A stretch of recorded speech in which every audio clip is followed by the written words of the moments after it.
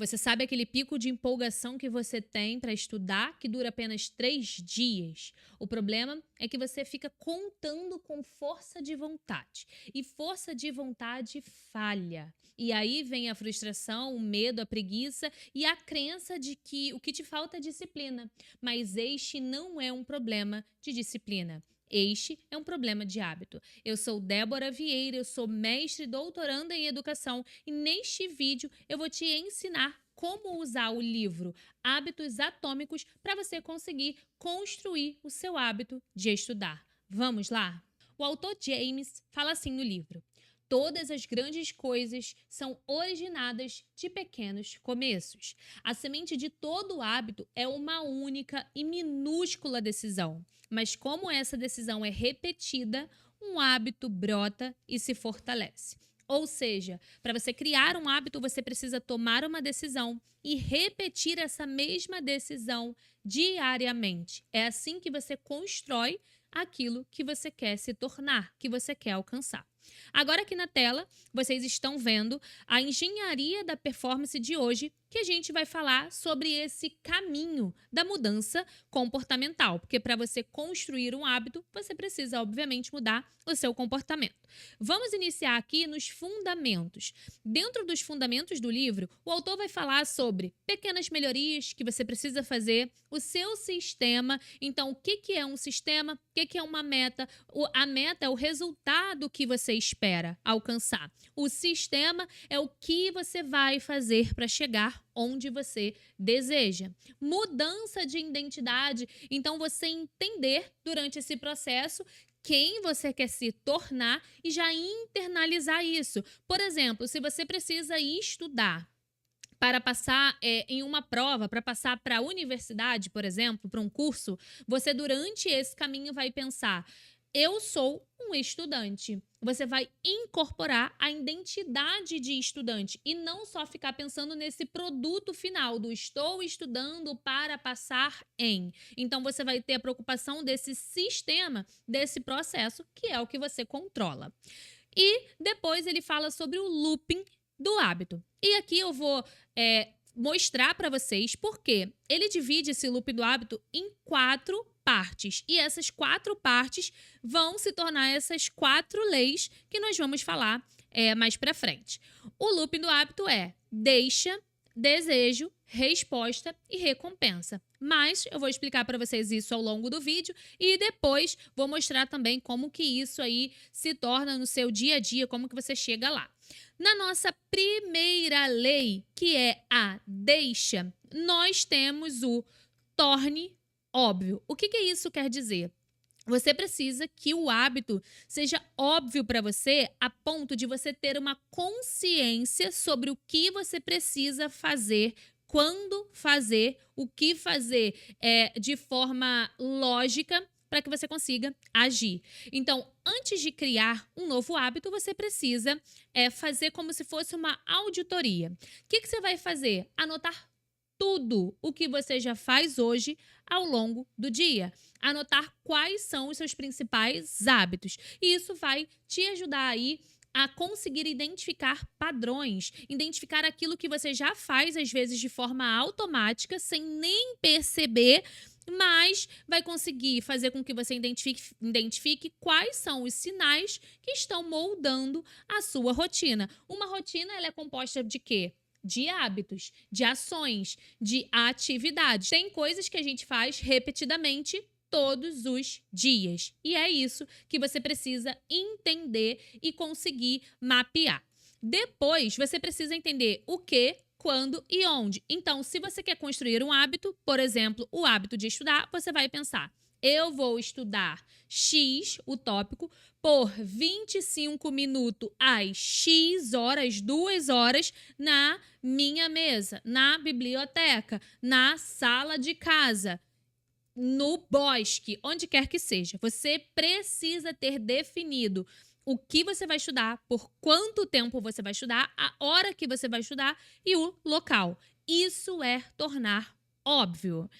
Essa técnica é exatamente a técnica que vai fazer com que esse hábito seja algo prático, automático. Você não vai precisar tomar decisões. Você elimina a necessidade de tomar decisões naquele momento. Então, você vai transformar algo que era abstrato em um compromisso agendado. E esse tornar óbvio, que é a deixa, o que faz com que seu cérebro identifique como se fosse um gatilho para agir.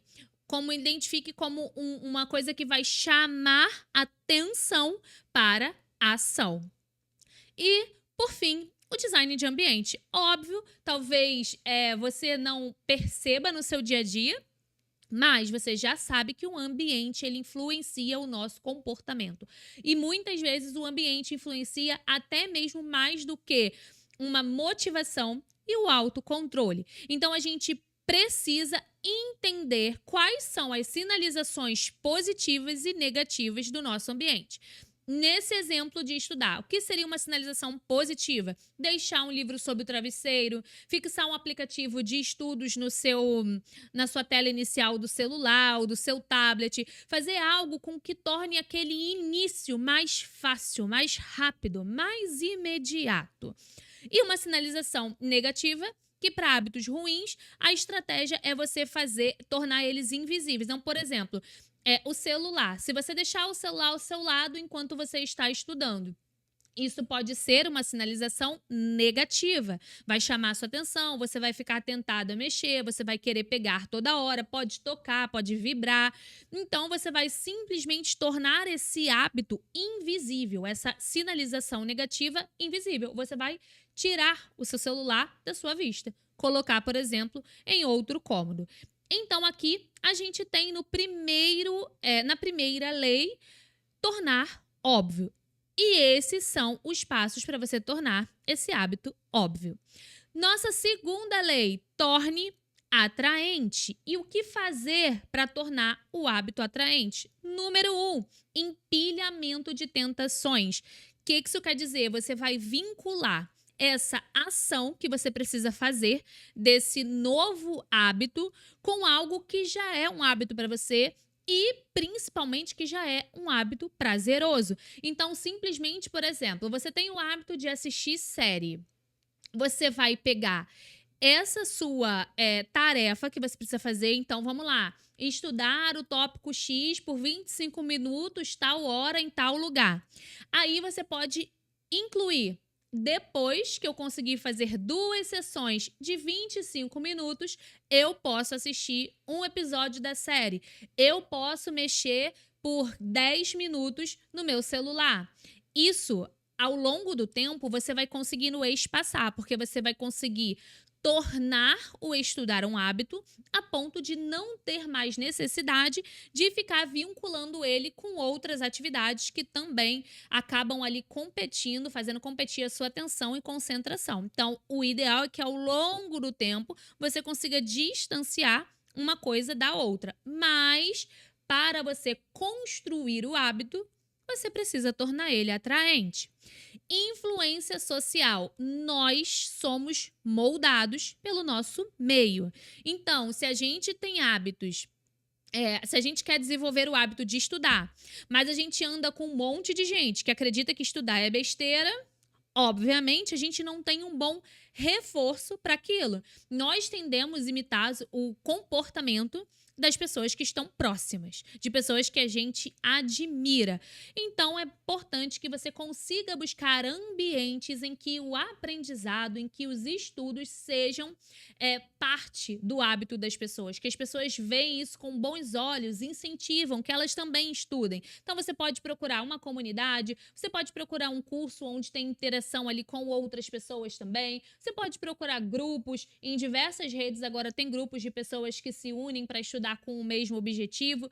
Enfim, procure algo que te leve para um ambiente que tenha pessoas que te influenciem nesse hábito que você quer desenvolver.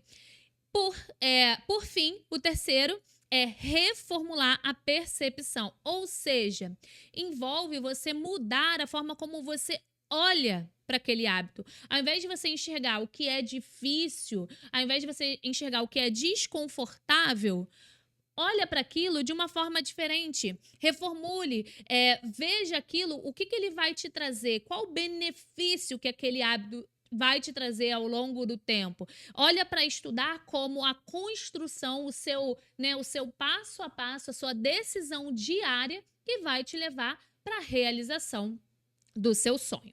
E agora vamos lá para a terceira lei. A terceira lei é torne fácil. E o que nós temos aqui dentro de torne fácil? Primeiro, a lei do menor esforço. Nós, seres humanos, temos uma tendência natural de escolher o caminho que exige menos energia. E isso é até mesmo um mecanismo do nosso cérebro. Então, em vez de a gente ficar buscando o trabalho, obviamente, a gente quer buscar o caminho mais curto. E ao invés de você lutar contra essa tendência natural que você tem, você precisa buscar estratégias para reduzir esse atrito, para que você consiga chegar a fazer aquilo que você tem que fazer de uma forma menos custosa. Por outro lado, você vai aumentar o atrito daqueles hábitos que você quer deixar de lado, que você considera maus hábitos. Aqui, um exemplo prático é deixar a roupa do treino pronta na noite anterior. Isso reduz o atrito de fazer um exercício no dia seguinte. Deixar o celular em outro cômodo reduz o atrito de você ceder à tentação de mexer no celular enquanto você estiver estudando. Então, você pode usar bloqueadores de aplicativo, você pode usar outros mecanismos e estratégias que vão ajudar você a ter um menor esforço para resistir uma tentação e também um menor esforço para conseguir fazer aquilo que vai te aproximar dos seus objetivos dentro dos estudos. E aqui temos também a regra de 2 minutos. Essa regra, ela sugere que qualquer novo hábito deve ser iniciado em uma versão que leve menos de 2 minutos para ser executada. O que isso quer dizer? Qual é a lógica por trás disso?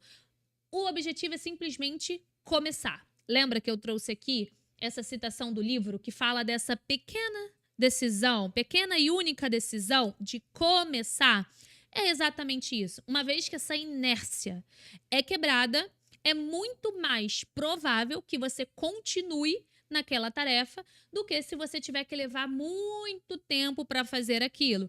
Então, você transformar a tarefa de tenho que ler um livro em tenho que ler uma página faz com que você tenha a probabilidade muito maior de ler mais de uma página.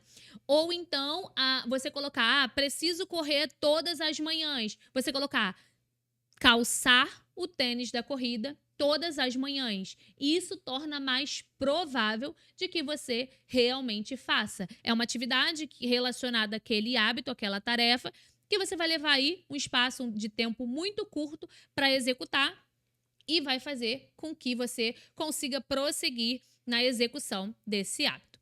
E agora, por fim, nós vamos para a quarta lei.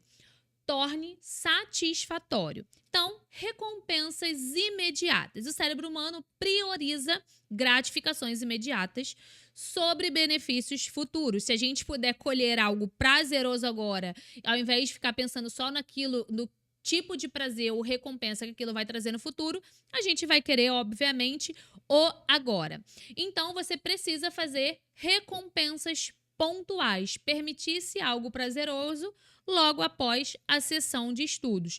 E uma coisa muito importante também aqui, que é legal de fazer, é rastrear os seus hábitos.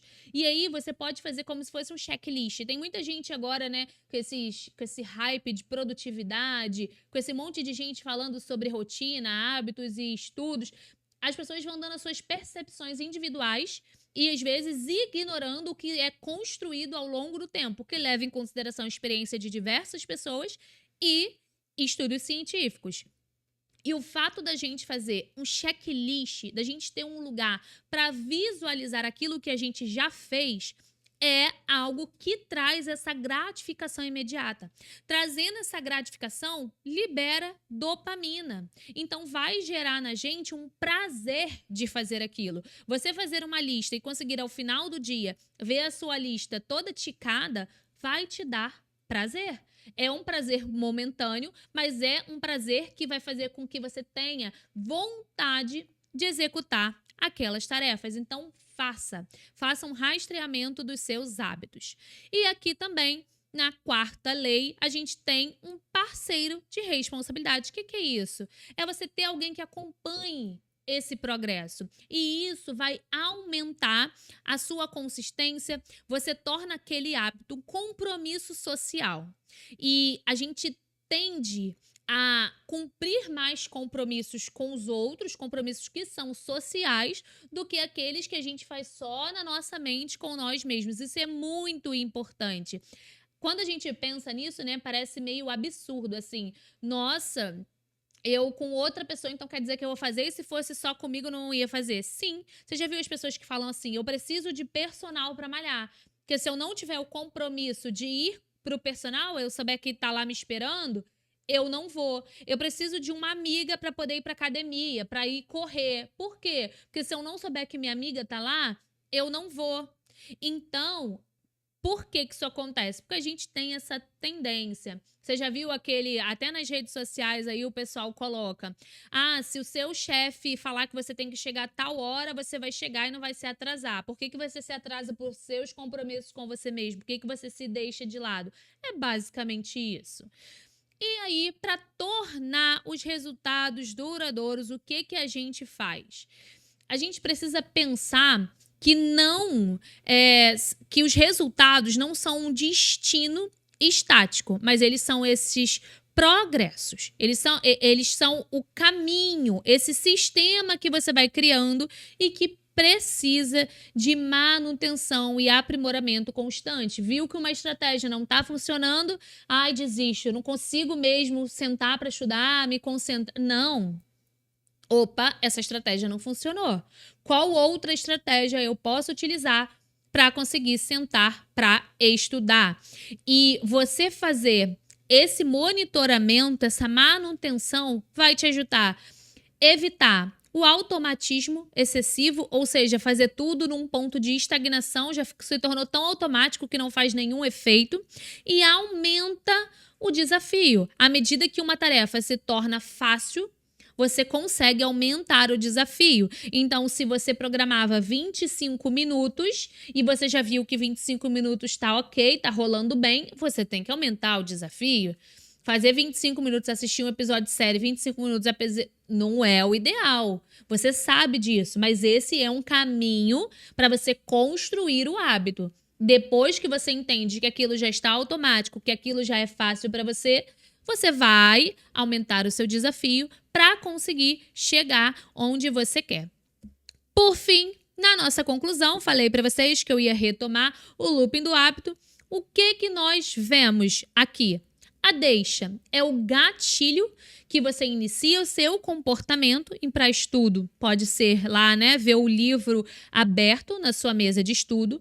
O desejo é a motivação por trás do hábito. Então, você deseja ter a sensação de clareza, de progresso, entender que você está conseguindo avançar, você está dando o checkzinho lá, ó, na sua lista. Resposta é a ação que você executa. Então, a resposta é você sentar e fazer. Sentar e estudar 25, estudar 50 minutos, estudar 2 horas. E a recompensa é a satisfação que fecha esse looping. Então, é essa sensação maravilhosa de dever cumprido que você consegue ter depois que você faz tudo aquilo que você se programou para fazer.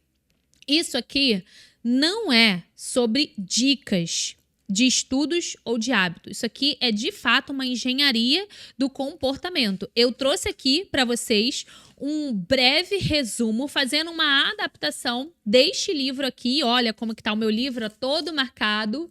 Eu estudei esse material e fiz com que você conseguisse entender como você pode gerar uma mudança de comportamento, como que você pode tornar o hábito de estudo parte do seu dia a dia, do seu cotidiano. E se você fizer isso, estudar simplesmente vai se tornar parte de quem você é. Como eu disse, um dos pontos que o autor traz no livro é que a gente precisa ter uma mudança de identidade. E a gente precisa, de fato, entender que aprender é para sempre. A gente precisa se colocar neste lugar de aprendiz. A gente precisa se colocar sempre no lugar de quem tem algo a aprender, a contribuir, a desenvolver. E se você quer mais conteúdos como este, fica aqui no canal.